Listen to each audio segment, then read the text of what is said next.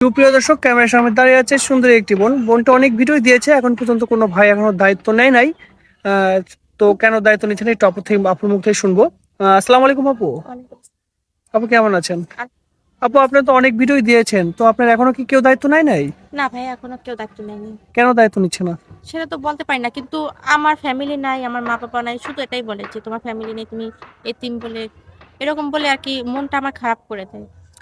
তাহলে আপু, আপনার ফ্যামিলিতে কে কে আছে? আমার ফ্যামিলিতে কেউই নেই, আমি এতিম।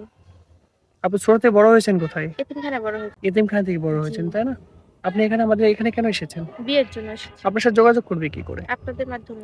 সুপ্রিয় দর্শক, ডিসপ্লে উপর একটা নাম্বার দেখতে পাচ্ছেন, নাম্বারে হোয়াটসঅ্যাপ এবং দুটি আছে। যদি কোনো ভাই আপুটির দায়িত্ব নিতে চান, অবশ্যই আমাদেরকে তার ছবি স্ক্রিনশট করে আমাদেরকে পাঠিয়ে দিবেন, আমরা আপুর সাথে যোগাযোগ করিয়ে দিব। যদি তার ঘরে বউ থাকে, আমি দুই বোনের মতো মিলামিশে থাকবো। ঠিক আছে আপু, ভালো থাকবেন। আসসালামু আলাইকুম।